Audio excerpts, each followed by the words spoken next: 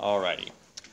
So, I don't think I really need to recap too much of the stuff we did yesterday. I think we kind of get the idea. I think a helpful, maybe something that is helpful to kind of recap is this functions defined by integrals, right? And so we talk about functions, f of x, that equal then the integral of another function, okay, from -1 to x. You can see that the variable here, the thing that's changing in our function here is the upper limit of integration. Okay, it's the upper limit of integration. And so that's what's kind of like adjusting and, that dependent, I guess it's independent variable right there. That's what's changing, and then our resulting value, the y value there, is kind of like that integral, okay? So recall that right from yesterday. Got that kind of stuff.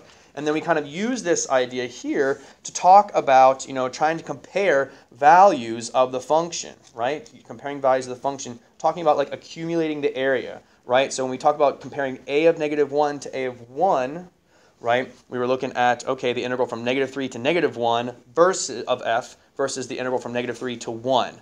What is that kind of visually when you look here, right? The integral from -3 to -1 is the quantity, right? This quantity that's accumulated, this area from -3 to -1, and below the f-axis, or the graph of f, and above the x-axis, right there, between those two things, creates that quantity. That's a value, right? That area is a value, and so that's like what we call like the value of a of -1 there. And then likewise, we went from a to 1, or a of 1, which goes from -3 to 1. That accumulates this much area, so that much more, right? And so that's why we said a of 1 was larger there. Use a similar, kind of a similar argument there for a of 2 and a of 4, and all that jazz, okay? And then the c and d kind of ended up being, almost like our graph of f prime stuff from, we learned like way back when, okay? So we're going to kind of continue this idea of representing, functions defined by integrals and stuff like that, and apply it into this idea of the net change. Net change, okay? And we kind of already used this concept in some of these earlier problems without really like saying that we used it. So, but anyway, now we're going to like jump right into it. So, the definite integral of the rate of change of a quantity f prime of x. So understand, right, that when we take the definite integral of a rate of change of a quantity, so this f prime, that represents a rate of change, right? That gives the total accumulation, which we kind of, like I said, already talked about, or a net change of that quantity on the interval from a to b. Okay, and so thus we call this thing the net change theorem, right? All right, so again, the f prime of x, right, since that's an f prime, that's kind of representing the change, okay, of our function there, the change. And then when we integrate f prime, well, we end up with just normal f, right? And we'll do f of b minus f of a there, right? Just like that. Okay. You can think of this as kind of like the final accumulated amount, and you can think of this as like the initial or accumulated amount. Actually, I'll do it this way. Initial accumulated amount. Okay. Or if not the initial accumulated amount, or, accumulated amount at, I guess, A, Accumulated amount at A. Something like that. Okay. So f of b is the final kind of accumulated amount, and f of a is the final accumulated amount, or the initial accumulated amount kind of thing, where you start, where you stop, okay? So we can rewrite this formula to then help us find, particular values. So sometimes we'll just be asked, what is the net change, or, from A to B, or something like that. And that we, of course, kind of use this method. But sometimes we'll want to know, like, what is the kind of, like, final accumulated amount. And we want to know that final accumulated amount. For example, if we want to find f of b here, capital F of b, well, we can take this little equation, bless you, and solve for capital F of b by just adding the f of a over, right? And that would isolate that capital F of b. So we could say this is equal to f of a plus the integral from a to b of f prime of x dx, like so, right? So just manipulate that original equation around there some. So this would, of course, be the final amount one right there. And then for the initial amount, f of a, same idea. We could just like add f of a over, subtract the a to b over, and so I'll put this here. So f of b minus the integral from a to b of f prime of x dx. Okay. An alternative way, though, if we wanted to, we could also think about doing f of b plus the integral from b to a of f prime of x dx. So in other words, we kind of like have our starting point, and then we add the kind of accumulated amount from b to a of that rate of change. Okay, so we have our starting place, we add the accumulated amount, and that will get us to f of a. Regardless of whether f of a is, to the right of b or to the left of b, doesn't matter. It'll get us there. Okay. Likewise here, right? If we start at f of a and we add the accumulated amount from a to b of the change, that will then get us to f of b, right? So if we start at a and we integrate from a to b, that will then get us to f of b, okay, without having to actually come up with the function there and stuff, if we have our calculators available. Okay, so that's like the concept we're going to be using. Let's see it kind of like in practice here, right? So 14, we've got a chemical flowing into a storage tank at a rate of 180 plus 3t liters per minute. So this is a rate of 180 plus 3t, okay, liters per minute, right? The units kind of give it away too, at time t in minutes, where 0 is less than or equal to t is less than or equal to 60. Okay, so this only describes the rate from 0 minutes to 60 minutes, or for the first hour kind of thing. The question asks us to find the amount of the chemical that flows into the tank during the first 20 minutes, including units. Okay, find the amount of chemical that flows into the tank during the first 20 minutes, including units. Then find the amount of chemical in the tank at t equals 20, if possible. Okay, so we're being given the rate. Okay, and we're asked to then find the amount. Okay, so if we're given a rate and we want to find the amount, what calculus concept do we need to use here? If we're given a rate and we want to find the amount, we need to what? We want to integrate. Right. If we're given the amount and we want to find the rate, we take the derivative, right? But if we're given the rate and we want to find the amount, we want to integrate here. Integrate. Okay. So this is the net change formula. Okay. So we're going to say amount changed, okay, is equal to here the integral from what to what. What should be our lower limit? What should be our upper limit of integration here? If we want to find the amount of chemical that flows into the tank during the first 20 minutes.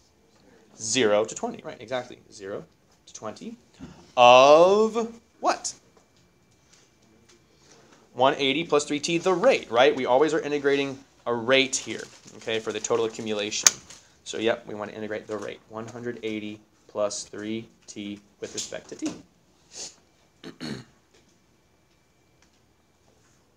All right.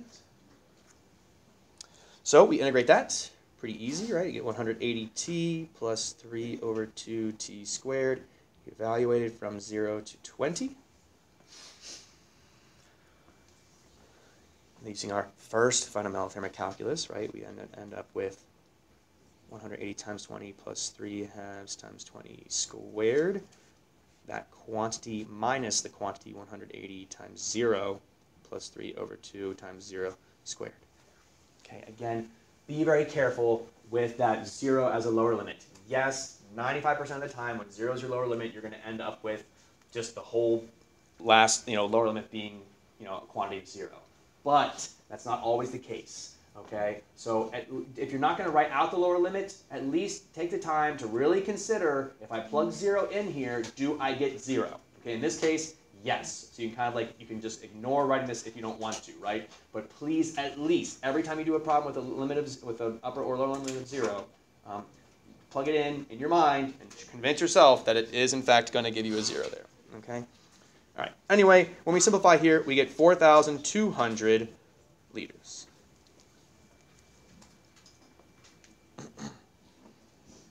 Okay, 4,200 liters. So you can think of, bless you, and I'm going to have to use arrows here because I kind of didn't give myself much space. You can think of this quantity right here.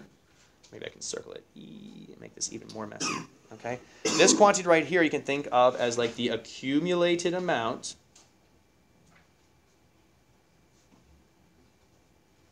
at t equals 20.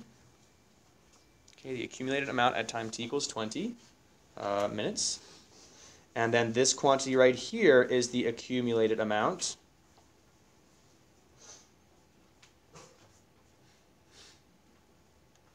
at t equals 0 minutes. Okay. So the net change from 0 to 20 minutes, okay, from 0 to 20 minutes, a quantity of 4,200 liters went into this tank, right? But then we're supposed to find the amount, or we're asked to find the amount of chemical in the tank at t equals 20 if possible. So how can we actually come up with the amount of chemical in the tank here? What should we do? Again, this is just the change in the amount of chemical that's in the tank, right? So how can we come up with the actual amount here? Simi? Yeah, so we want to integrate the indefinite integral, the rate, to come up with like the actual quantity, right? So if we integrate 180 plus 3t indefinitely, right, an indefinite integral there. I don't know why I put the dt so far away, but anyway. So that's going to give us what we had before, 180t plus 3t squared over 2. But now since it's an indefinite integral, what else do I need to include in my integral here? Plus c. And so this thing will describe the quantity of chemical that's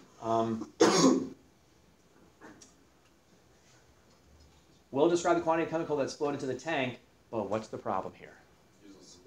We don't know anything. We're not given any information about the amount of chemical. There might be chemical already in the tank. We don't know. And so since we don't know C, since we don't have any initial value or any quantity that we know for certain at this time there was this much chemical in the tank, right, we cannot continue, okay? We cannot determine the amount because we don't have any given conditions, okay? So cannot determine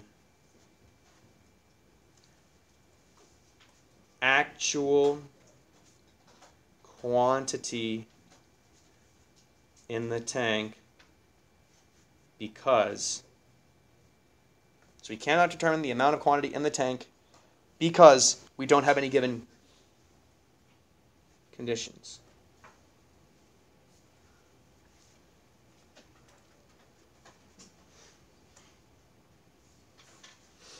But Mr. Widmeyer, 4,200 liters, that is a quantity. You're right.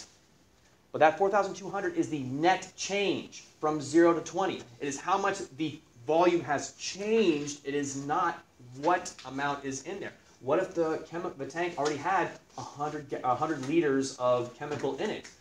All right. If it started with 100 liters already in it, then after the first 20 minutes, we could say 4,300 liters would be what was in it. If the tank was empty at time 0, then we can say, yes, after 20 minutes, the net change was 4,200. So changing from 0, adding a 4,200 after that first 20 minutes, we could say the quantity in the tank at 20 minutes was 4,200. But because we don't have any information about how much chemical was or was not in the tank at the time, we can't safely say how much is in the tank. We have to just say from 0 to 20, we know that an additional 4,200 liters was added, but that's the best we can say because it's just net change. Okay? So hopefully that's pretty clear because that's a difficult, like, a little detail you want to make sure that you understand here. Net change only gives us the change, not the actual amount. Okay? We have to have additional information to come up with that. Questions on any of that before? Yes, Gabe. So the 4,200 liters is how much it filled over the 20 minutes, right? Yes, how much additional chemical was added to the tank. So if it started with some, that would be, yeah, exactly right. So we don't know. And we're also assuming like there's nothing like leaking out of the tank or something like that, which would also, obviously be adjusting the volume too. Speaking of adding and subtracting here, let's go to number 15.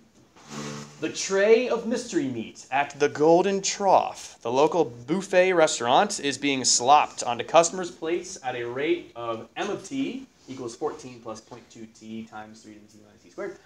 Golden Trough employees refill the mystery meat tray at a rate of R of t equals 3.7 e to the 2 minus sine t. Both M of t and R of t are measured in pounds per hour at time t in hours where 0 is less than or equal to t less than or equal to 4. Okay? So, letter A, at what rate? Okay? So here we're given the rate at which people are getting the food, right? The food is being slopped onto customers' plates, and here is the rate at which the employees are refilling the tray. We want to know at what rate is mystery meat being slopped onto customers' plates at t equals 4. What should we do here? This is essentially asking us to do what? Plug 4 in where? Which one? M of t, right? So we're just, all we need to do here is really just do M of 4. Okay, M of 4. All right, which is going to give us, let's see here, 14 plus 0.2 times 4 times 3 to the 4 minus 4 squared. Okay, again, if this were a free response question, you could stop right here. The only additional thing I would say is what would our units be? Pounds per hour, right? Both M and R are measured in pounds per hour. Okay, of course you can use lbs if you don't want to use pounds of the word, but that is, I think, 66 there.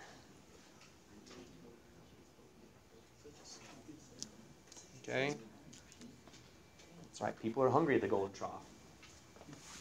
Okay, all right, letter B.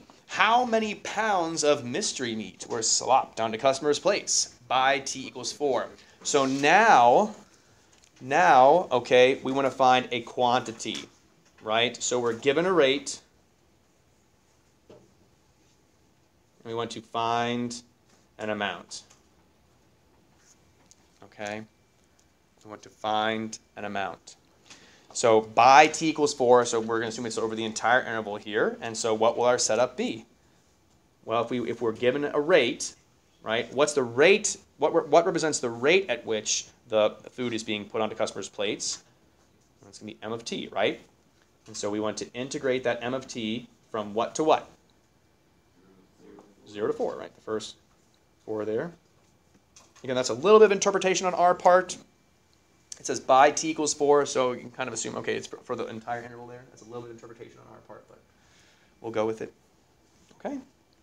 And at this point, let's just use our calculators, right? Okay, because I don't think we can integrate that by hand. Okay? So, and again, this is a point where you might just want to sit back and watch Mr. Widmeyer do it, and I guess that's fine, but I would highly recommend that you try it for yourself just to make sure you can do it too, okay? Because this tool is useless if you can't use it correctly. I don't think it's in my backpack. Okay. It's in my backpack.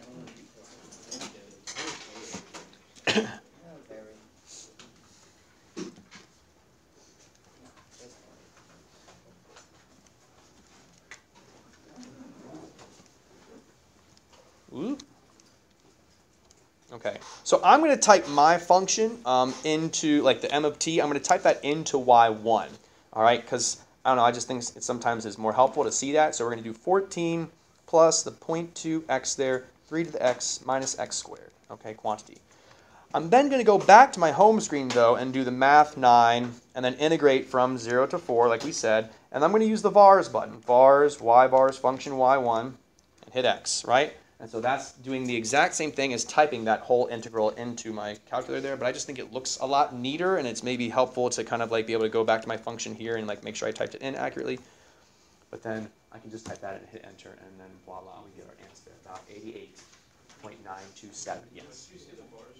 So the vars button is next to the clear button, okay? So you press vars, you arrow over to y vars for y variables, and of course you want the function y variables because we're working with functions all the time. And so then you'll just use the y1 because that's where you put your function. Okay, this is helpful, especially in free response questions, to kind of use this method because you know you want to not have to keep retyping that function over and over and over again potentially. And so it's helpful to just have that kind of function stored in your y1. Sometimes you're going to also need to graph and stuff too, so it's helpful to have it right there too. So this might be like a really good strategy to kind of develop. But if you just prefer typing it all out, that's fine. That's fine. But if you're going to be reusing stuff potentially, it's helpful to have it typed out and just saved in your like Y1 or something like that. Okay? So, 88.927, and what will our units be here? Yeah, just pounds, right? Because now it's a quantity, so pounds. LBs. Okay? So there's that. I don't think I have any more to say about that. Well, I guess one additional thing we could say here, this is the pounds from T equals 0 hours to T equals 4 hours. That might be a good, like, kind of just additional thing to keep in mind here. I don't think it's necessary to write that for this, the way this particular question is asked, just saying how many pounds. But it is helpful to understand that this is the amount of pounds from 0 hours to 4 hours. That's the change, right? Okay, so yes. Yeah, sure. So y equals, right? I typed the function that we're integrating into here, so that's just m of t. Okay, and then now, do you have the pretty type on your calculator? Like, do you get this? So math 9 is the command. Math, and you can. I'll scroll it down just so you can see. It's fn int. You can't really see it. There you go. Fn int function integration there. And so you get this like symbol. So you get like the nice symbol. Yeah. So like, okay. So then you can just type in, you know, of course, your numbers. And then the vars button. If you want it, if you typed it in y1, you would use the vars and then y vars function y1. Okay, and there it is there. And then of course, don't forget to put an x for the dx. We're integrating respective x there. And you get there's your answer. So you want to look at the y equals. Here's what I typed into my y equals there.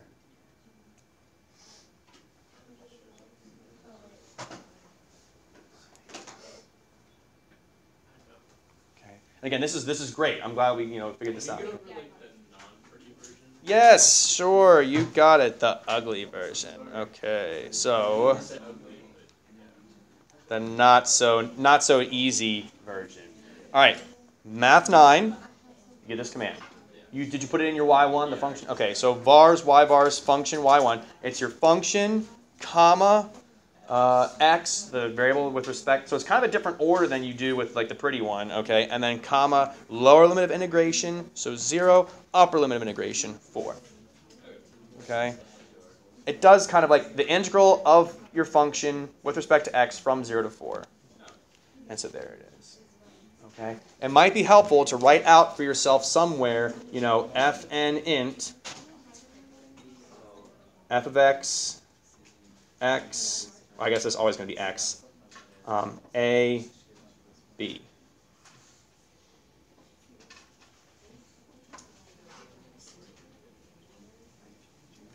Okay, something like that, just for you to see, okay, to refer back to until you get it. All right.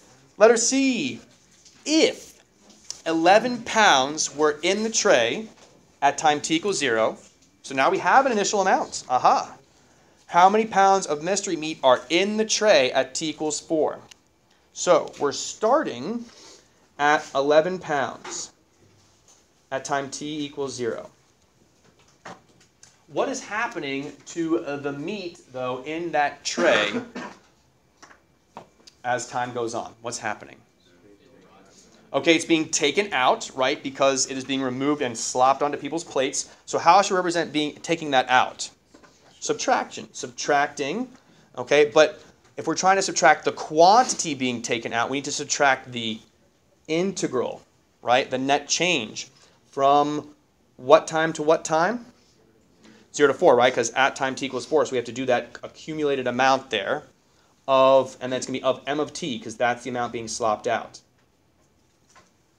Okay, right? So we're starting with 11 pounds. T equals 0. Okay, initial amount. Okay, we're taking out, food slopped out from t equals 0 to t equals 4. Is that the only thing affecting the quantity of meat in the tray? No. What else is happening?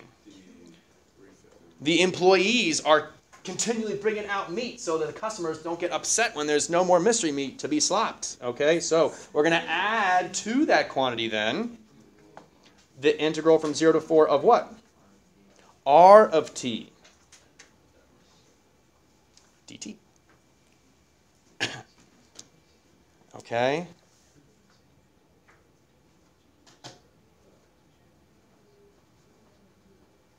So this is the food added from t equals 0 to t equals 4. Okay.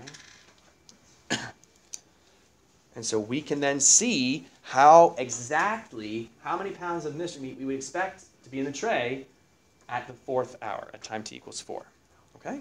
So how can we do this? Well, again, I think it's helpful to go to our calculators because we don't know how to integrate these things by hand, all right? They're just a little too complicated. We already have y1 typed in, so let's type in r of t into y2, 3.7 e to the, ooh, I'm going to go back to pretty type. Sorry, Simeon. You'll have to slum it without me. I can, I guess, go back if you really need me to, though.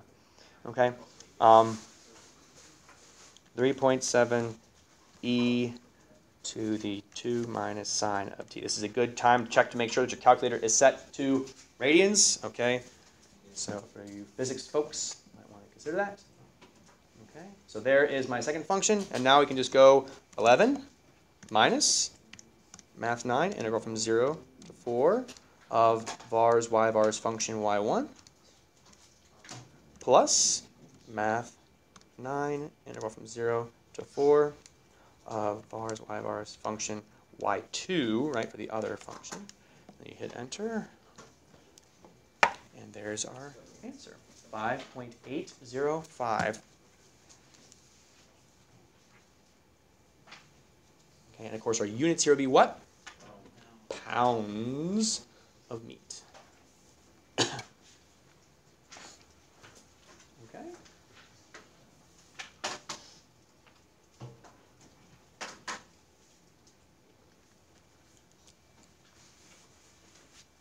Pretty cool stuff, right? Pretty cool stuff, pretty powerful stuff, okay? If you can come up with good functions for the rates of change of things, you can do some pretty interesting stuff, okay? So, question. 5.805. Got it? Nice. Good typing skills.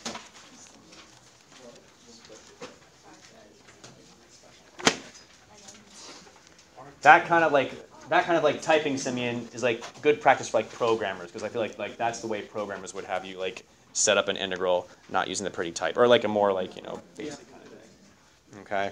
It's like here's all these inputs, and now here's your output kind of thing.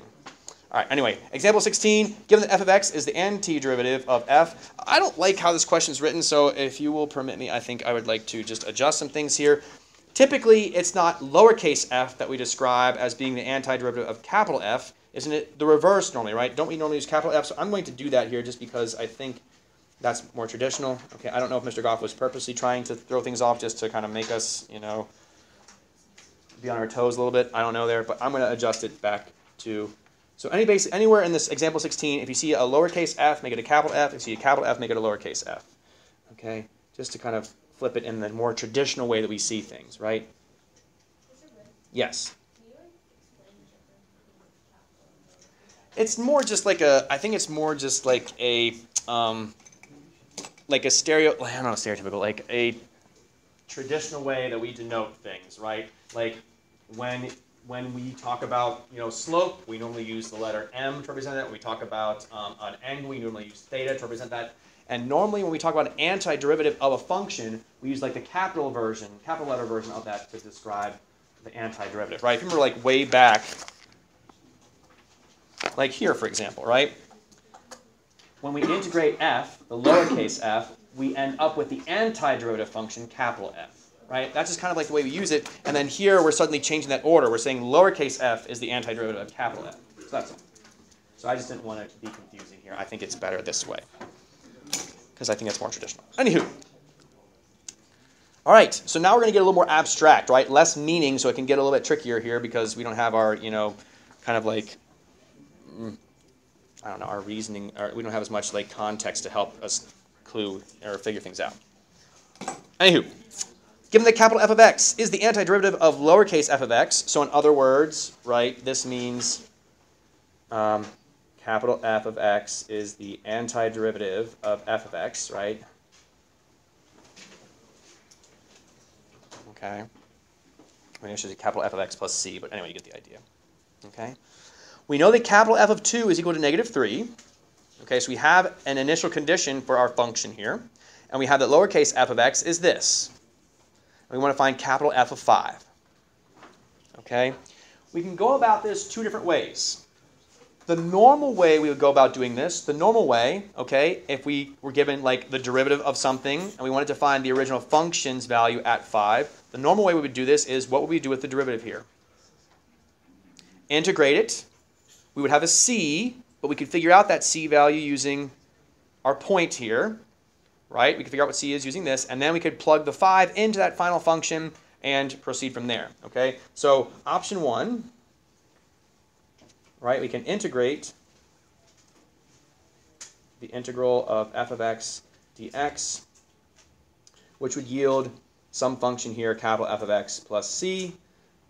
Use f of 2 equal to negative 3 to get c. Then find capital F of 5. What is the problem with this strategy in this scenario?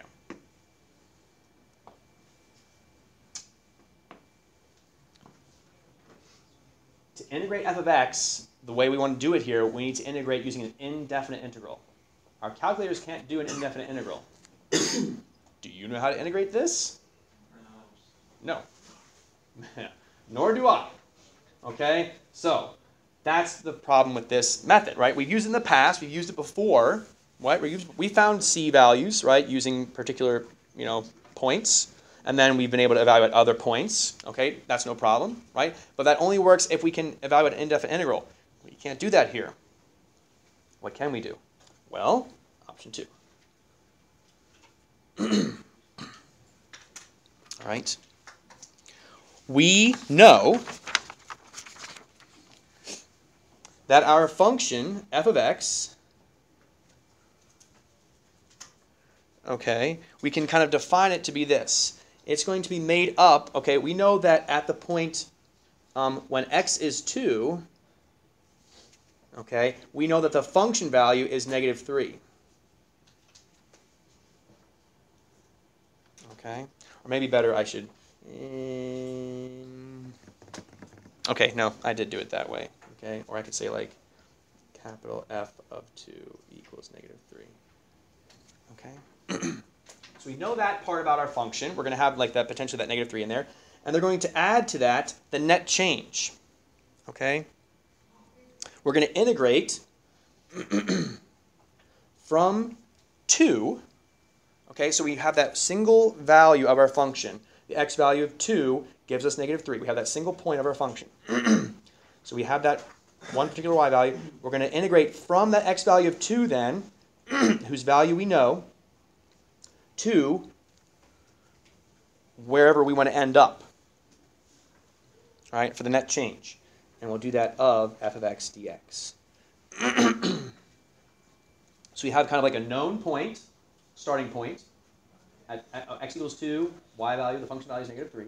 Then from that, we will integrate the net change. We'll define the net change from that x value of 2 to whatever x value where we want to end up and get that f of x dx.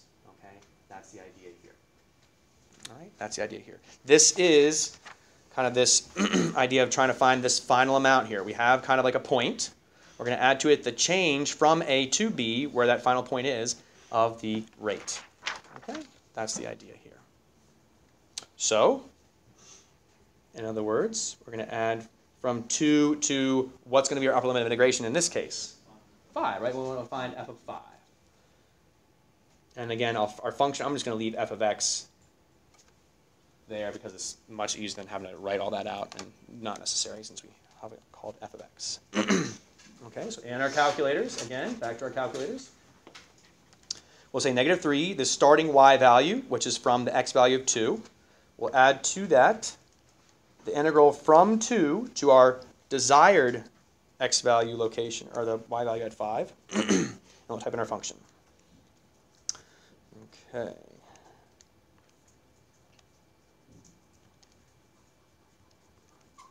And again, I would suggest that you follow along and type with me and don't just rely on me to give you the answer here because, what is it?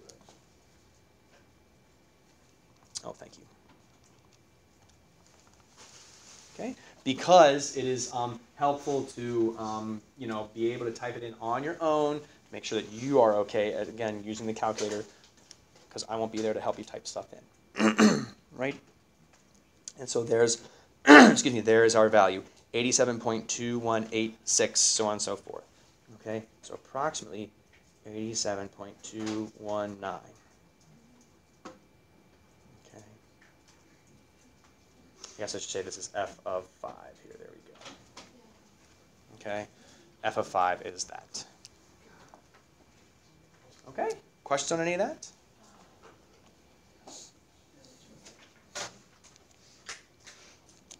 All right, so let's have you guys maybe try 17 here.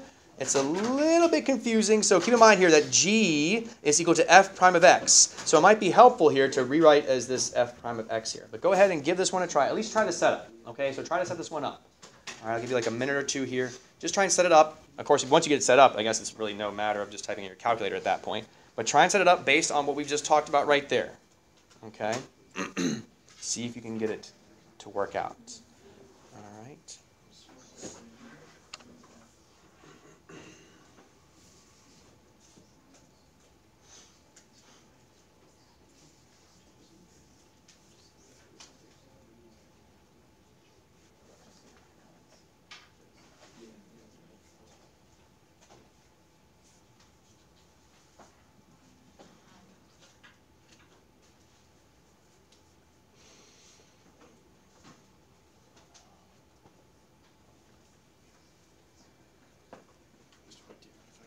No, go. Yeah, thank you. Mm-hmm.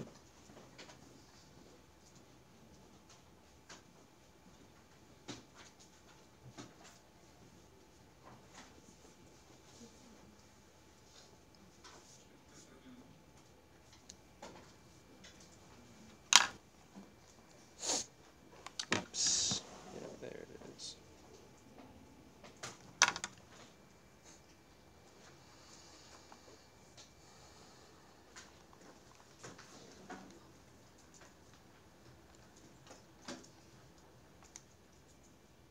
Ugh.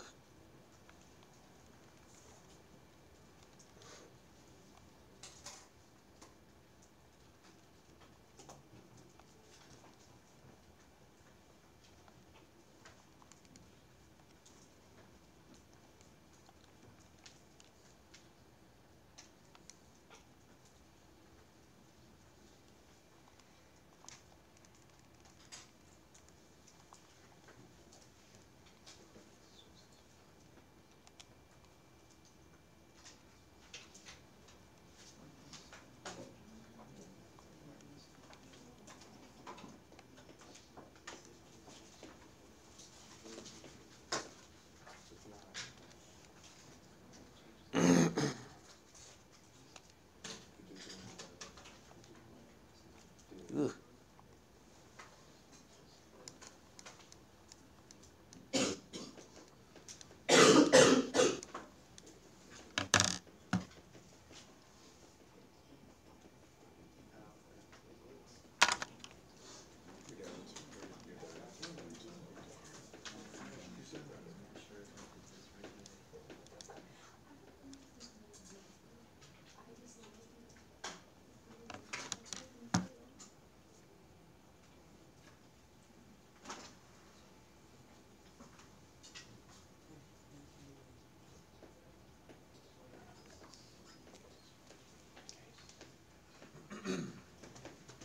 Just a weird question. Can you explain like what this quantity is that we're finding?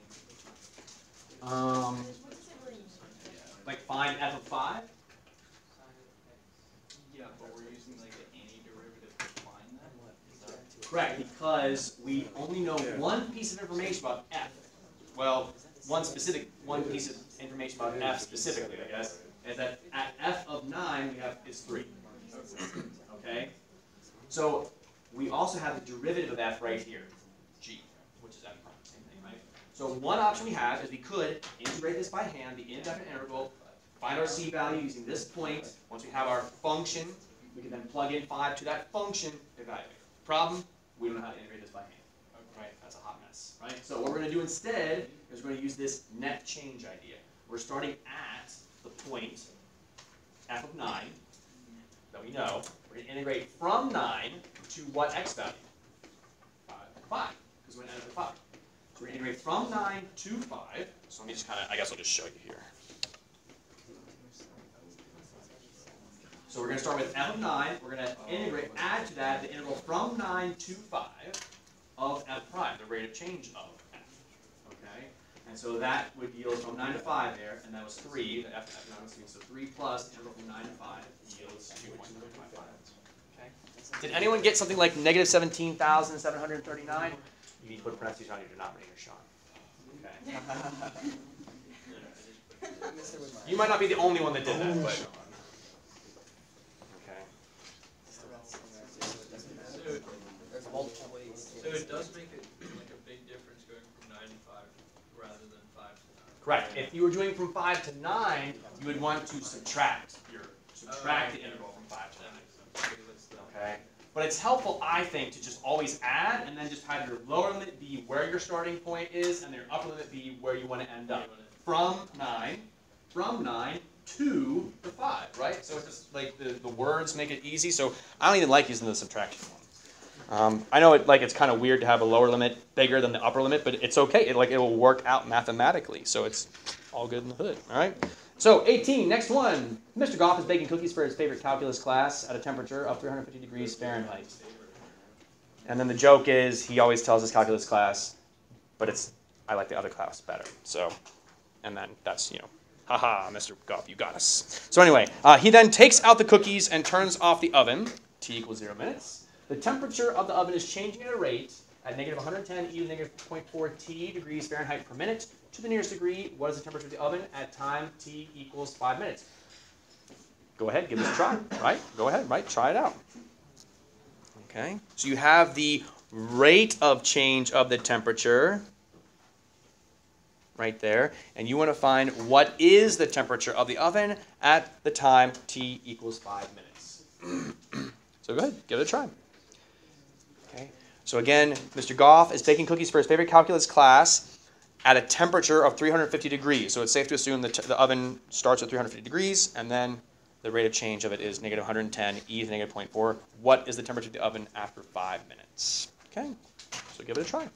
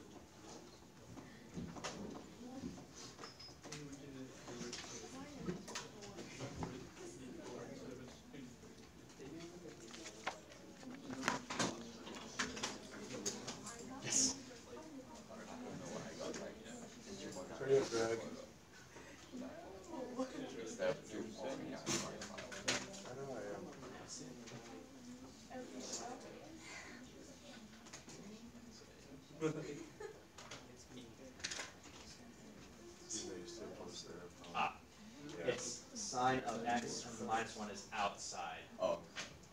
If it's x minus 1, if it's sine of the quantity x minus 1, you'll have parentheses. Yep. Yes. Because you grouped the minus 1 x inside the sine. Here, if it's so what this you can have those correct. I've ever seen sine of x, the quantity is x minus 1. If it is the sine of the quantity x minus 1, you will have parentheses on the whole one. You're sitting back.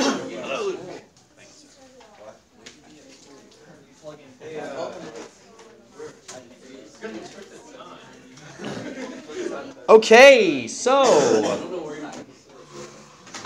after 5 minutes, the temperature of the oven is negative 267.486 degrees Fahrenheit.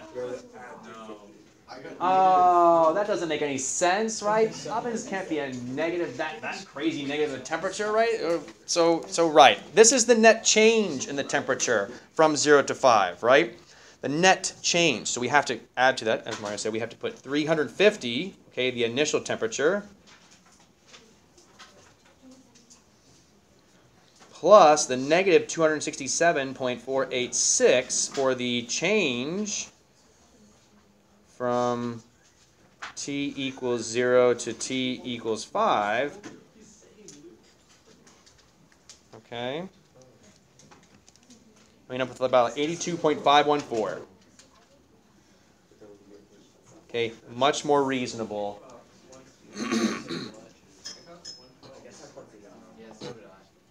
You got 112? Yeah, I got 112.2. Yeah. What kind of addition? because I got negative 237.7. Oh, you got negative 237. Oh, yeah, I see what I did, mate. I integrated from 0 to 9. Not really sure why. Okay. So yeah, 237.782. 37.782. Okay. And so then yes, plus 350. 112.217.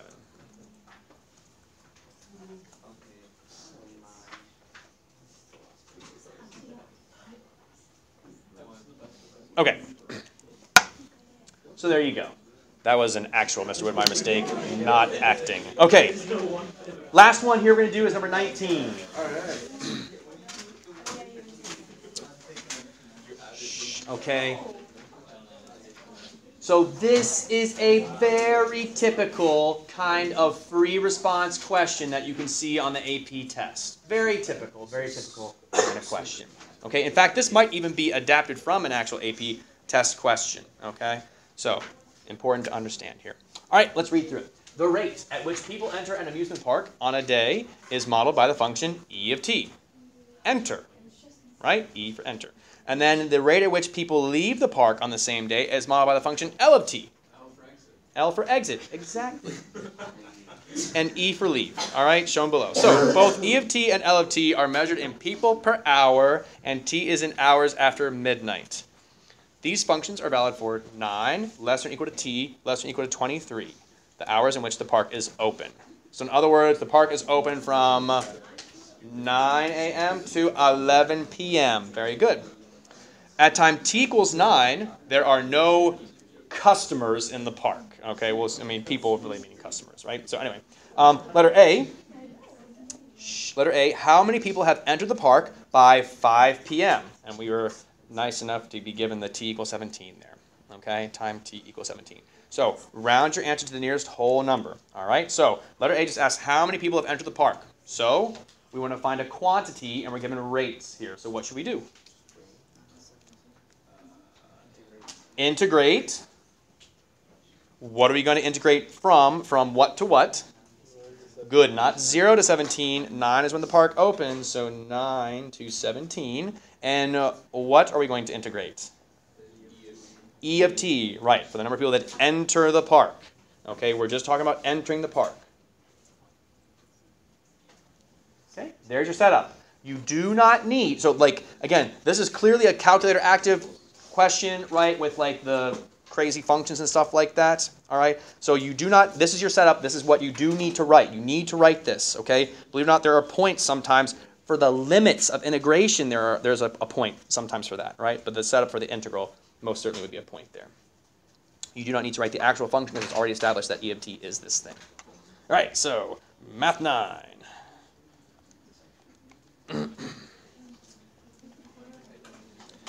Make sure you put parentheses around your denominator, and your numerator is always a good idea too.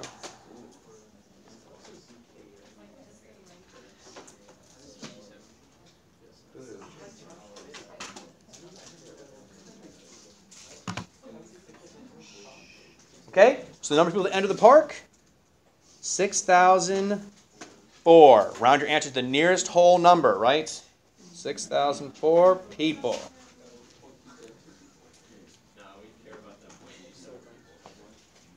It's a model. I have a question on like calculator.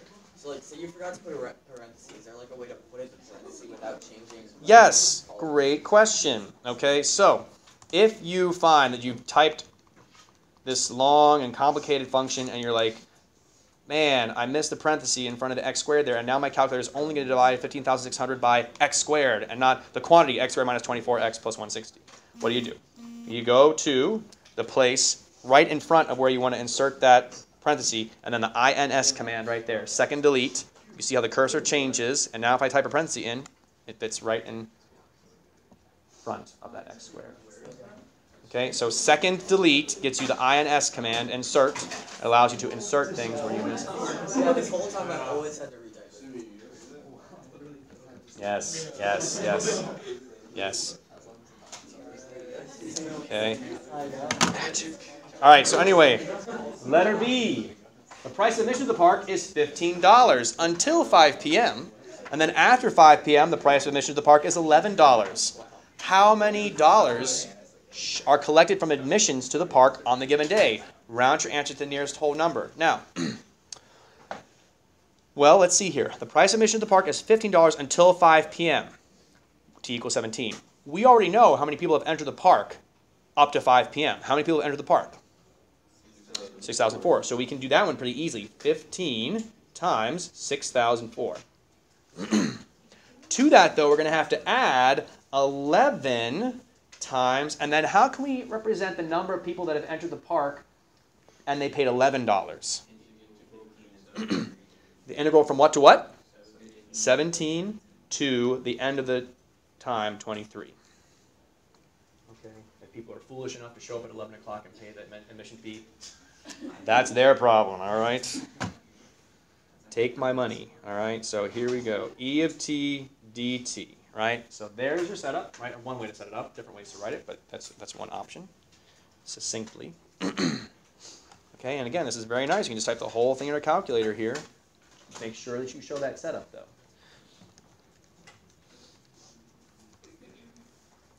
Plus. And again, this is where it's helpful to maybe have already typed E of t into y1, have already typed L of t into y2, because we're using them so frequently. In fact, I'm just going to go ahead and do that now, even though I didn't before. Might have been a better idea to do that.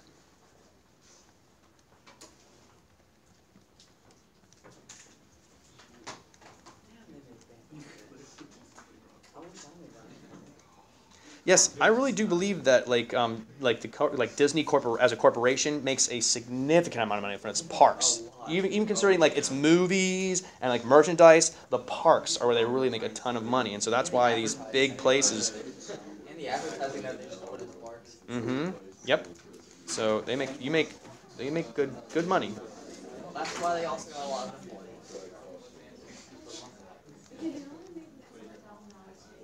Okay, so 104,000. Yeah, 104,000. 44 point, around to nearest whole number. So 100,000, 104,044 doll hairs. Wouldn't you round the number of people? Oh, you're saying we should round like the E here as well? That's a good point. $3 more, I guess. It didn't really say to round that number of people, so I guess in this case they didn't want us to. But that's a good point, though, because it is kind of inconsistent. All right, letter C, letter C, letter C. Let h of t, a new function here, let h of t equal the integral from 9 to t of e of x minus L of x dx for 0 less than or equal to t less than or equal to 23. The value of h of 17 to the nearest number is 3,725. Excuse me. Find the value of h prime of 17 and explain the meaning of h of 17 and h prime of 17 in the context of the park. Okay, so maybe we should do kind of like the easy thing first, maybe, which is find h prime of 17. Right? If h of t is equal to the integral from 9 to t of e of x minus L of x dx. No, because the variable t is the upper limit of integration in this case. So that's where our t goes, yeah. Okay? We want to find h prime. So we're taking the derivative of an integral, which is an application of what special theorem? Second fundamental theorem of calculus. Exactly right. Yeah. So when we differentiate an integral, right, we just replace, we substitute in, we'll substitute in the t, the upper limit first, and then multiply by the derivative of t, which is just 1, minus, right, the lower limit substituted in. Again, if you don't want to write this second part out, I understand, because we know it's going to be 0, but times the derivative of 9, which is 0. Okay, right? So that lower limit disappears because it's just a constant. And so h prime of t is simply e of t minus L of t. But of course, we want to find h prime of 17, which is e of 17 minus L of 17. And this is another place where it's going to benefit those who typed these functions into your y1 and y2. Because when we do this, we're going to do vars y bars function. Believe it or not, when you type y1 parentheses 17, and I've shown this before, but I'm saying it again, y1 parentheses 17, that's not going to do y1 times 17. It's going to do y1 of 17. Okay? Very nice. And then vars y bars function y2 of 17. Negative 380.281.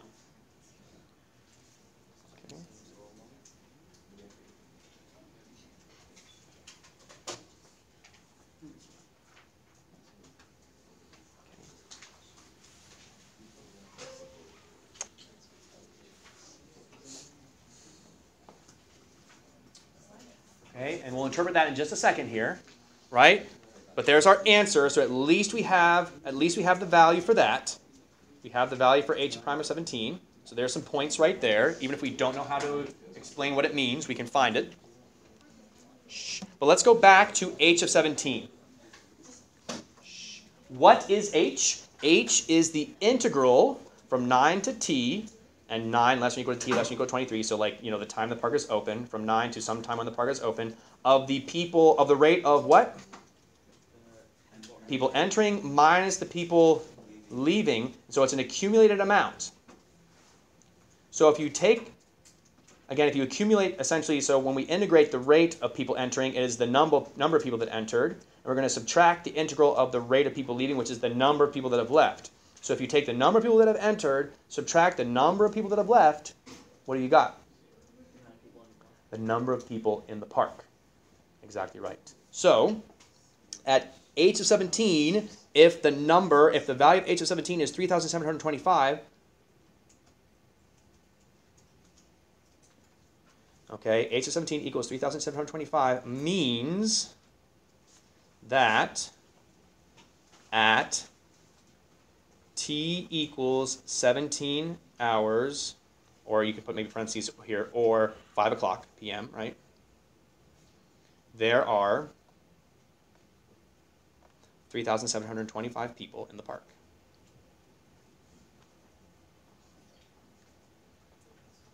Okay? Again, if you take the number of people that have entered, right, which is the integral of e to the x, e is the rate at which people enter, so integrating that is the number of people that have entered. You subtract the integral of the rate of people leaving, which is the number of people leaving, and you have the quantity of people that are in the park, have already entered but haven't yet left, right? So there it is. Okay? And so then h prime of 17 equal to negative 380.281. So what is h? H is a function that describes the what? Number of people in the park. So when we take the derivative of that, it's the rate of change of the people in the park at a particular time.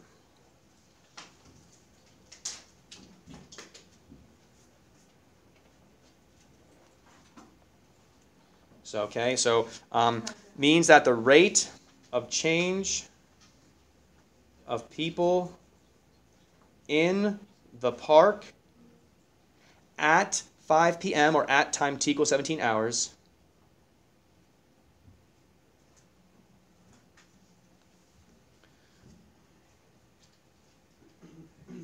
is changing. And here's where I would recommend you don't try and talk about increasing or decreasing. Just say is changing at this rate, boom, and then give that number.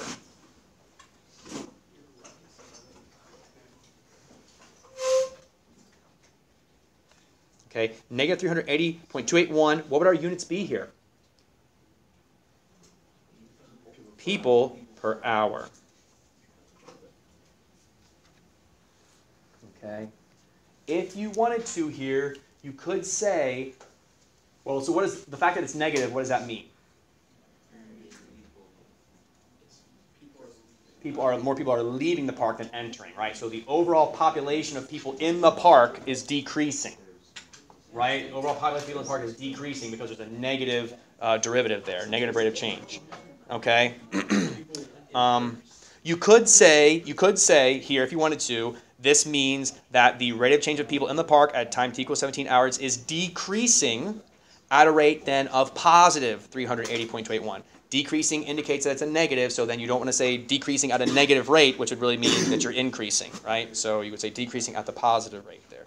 That's why it gets a little bit tricky. I would just say changing at a rate of this, people per hour, and then that's all you got to say.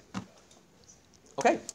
At what time t for 9 less than or equal to t less than or equal to 23 does the model predict the number of people in the park is a maximum? Okay. What kind of maximum are we looking to find here? Absolute. Right. Which one is it? Well, they're the same. It is absolute. Is a maximum means the highest, right? Relative maximums aren't necessarily the highest. They're a high point, but we want to find the highest point. So in order to find absolute maximum, what points must we consider? Endpoints of the interval and critical points. Very good. Okay. So we have to evaluate h of 9. What is h of 9? 0. Very good mental math. We're told, right, there's no people in the park, no customers in the park at time t equals 0. All right. h of 23, we'll evaluate that real quick here too. Again, hopefully we already have this. We don't. Okay. So math 9 will integrate from 9 to 23. And again, I'm just going to do vars, y bars function. Let's see here. y1 minus vars, y bars function. y2. Again, super helpful that we already have y1 and y2 with the functions in there. We can just type those in and hit enter. Aw, there's one person left in the park. I guess they were lost. All right, maybe a child. Okay, that's kind of funny. All right. So there's the endpoints, but of course we also want to know our critical points. How can we use our calculator to help us find these critical points? The critical points occur when what happens? When what crosses the x-axis? H. Not H. H prime. What is H prime? Okay, we found it earlier here. E of t minus L of t. So I'm going to go up to my graph. I'm going to graph y bars function. I'm going to graph y1 minus vars, y bars function, y2, right? That's E of t minus L of t there. That's H prime right there. I'm going to go ahead and turn off these other two because that's just going to be too much going on in the graph if I do that. Again, if you highlight the equal sign and you hit enter, it'll toggle off the graph, and so you still have it in y1, but it just won't graph, so it doesn't get all confusing and messy. You said this is H prime? This is H prime that we're graphing, correct. But I thought H of t is, We got to figure out where our critical points are, which is when we take the derivative set equal to 0. But I thought H of t was equal to EX minus LX. H of t is the integral from 9 to t. H prime of t is E of t minus L of t. So I see a 0.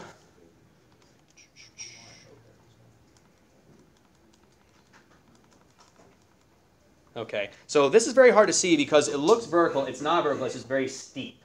But what I can use here is my calculator to help us out here. All right, so it looks like as I go to the left, right, as I come in from the left, my y values are 138, then 30.7, and then they go to negative 81. So I can see, aha, if I go to the left here and use the positive, if I go to the right and now it's negative, I know I've crossed it and I hit enter.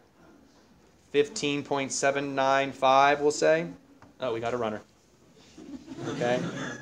So h of 15.795. All right. It might be helpful here. I probably should have changed my x from 9 to 23 just to make sure, right? Because we're only considering t-values from 9 to 23. So, okay, there is only one critical point there. All right. And, I mean, we can kind of tell where is the absolute max going to occur.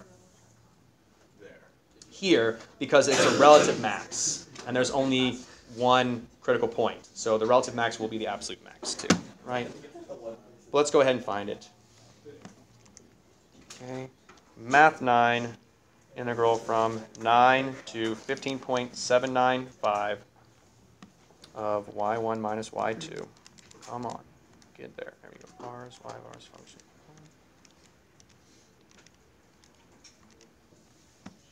Okay. 3,950.680, we'll say. Oops. Okay. That's not what we're interested in anyway.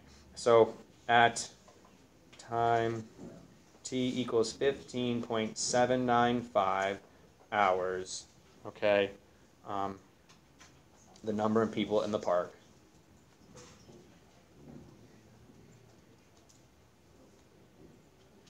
will be a maximum.